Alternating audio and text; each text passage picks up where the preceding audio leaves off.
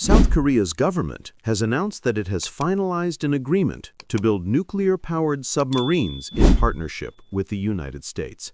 The U.S. has approved the attack submarines and agreed to cooperate in sourcing fuel, according to a fact sheet released by the White House on Thursday. The agreement marks a significant step in South Korea's relations with the U.S. and comes amid a period of growing tensions on the Korean Peninsula, with the nuclear-armed North Korea and an expansionist China to the west. What's in the agreement? The agreement between the U.S. and South Korea comes as leaders from both countries reached a broad trade deal earlier last month that would see reciprocal tariffs cut to 15% from 25%.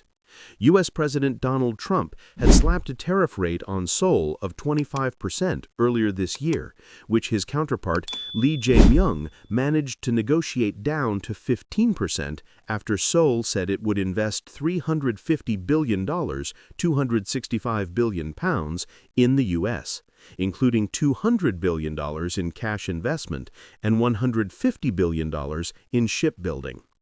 In an independent White House readout released on Thursday, the U.S. said it had given approval for the Republic of Korea to build nuclear-powered attack submarines and would work closely to advance requirements for this project, including avenues to source fuel. In an earlier post on his social media platform Truth Social, Trump had said the vessels would be constructed at a shipyard in Philadelphia, run by South Korean conglomerate Hanwha. Only 6 countries currently possess nuclear-powered strategic submarines: the U.S., China, Russia, the UK, France, and India. South Korea already possesses about 20 submarines, but they are all diesel-propelled and therefore need to surface far more frequently. Nuclear submarines are also able to operate further and faster. I have given them approval to build a nuclear-powered submarine, rather than the old-fashioned and far less nimble diesel-powered submarines that they have now, Trump wrote on Truth Social. South Korea is a powerhouse when it comes to civilian nuclear energy. It had a nuclear weapons program in the 1970s, but gave it up following U.S. pressure. And so its ability to enrich or reprocess uranium is limited by the U.S. as it is entirely dependent on imports. Why does South Korea want nuclear submarines? The latest vessel program is aimed at countering North Korea, which recently revealed that it was pursuing its own nuclear submarine program. President Lee had told Trump at the APEC summit last month that South Korea needed them for that express purpose. In a TV interview last week, An Gyu-bak, South Korea's Minister of Defense, said that nuclear submarines would be a proud achievement for South Korea and a major leap in strengthening the country's defense against the North. The stealth of nuclear submarines would keep North Korean leader Kim Jong-un awake at night, he added. Does North Korea have nuclear submarines? North Korea has also been pursuing a nuclear submarine program, possibly with Russia's help, according to South Korean officials. In March 2025, North Korea unveiled pictures of what it claimed was a nuclear-powered submarine that was under construction, showing Kim visiting the shipyard. Pyongyang is expected to have the submarines within the next few years.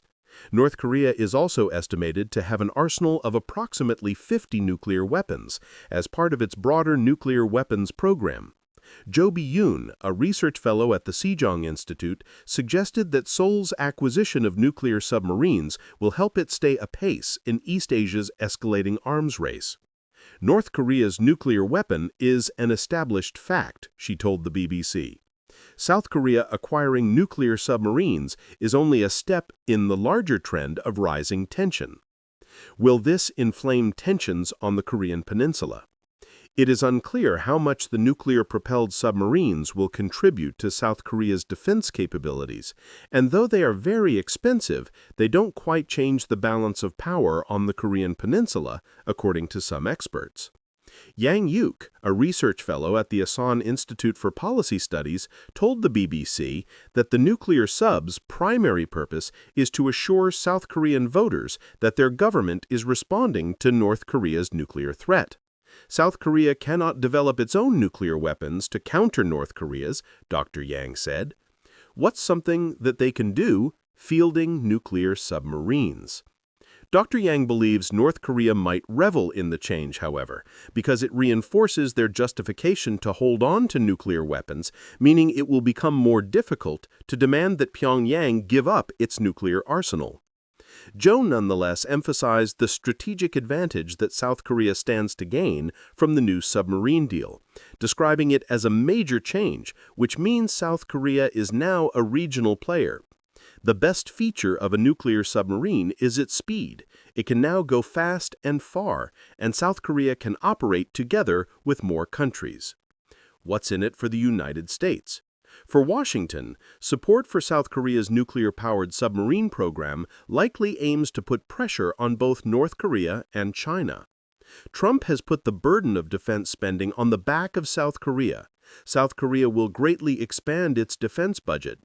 They will act as America's proxy in putting pressure on China and North Korea, Dr. Yang explained. U.S. and China have long competed for strategic influence in South Korea, leaving Seoul to walk a geopolitical tightrope. More recently, China has been increasing its naval activity near South Korea's maritime border, a move akin to those seen in the South China Sea. Beijing must be furious about South Korea's nuclear submarine agreement with the U.S., Dr. Yang said.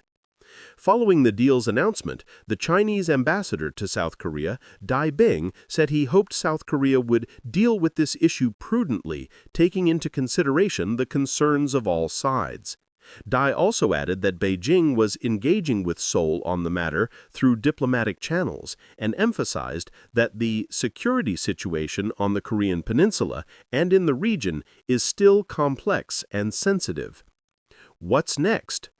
Although President Trump said the submarines would be built in Philadelphia and bring jobs to the U.S., South Korean officials have maintained they must be built locally, where existing facilities can deliver them in a much shorter timeline.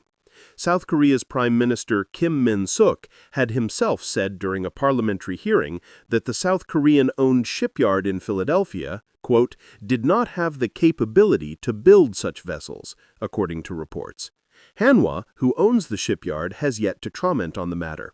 But now that an agreement has been reached, the next step is to adjust the nuclear agreement between the two countries, allowing for the U.S. to provide nuclear fuel and to set the fence for its military use.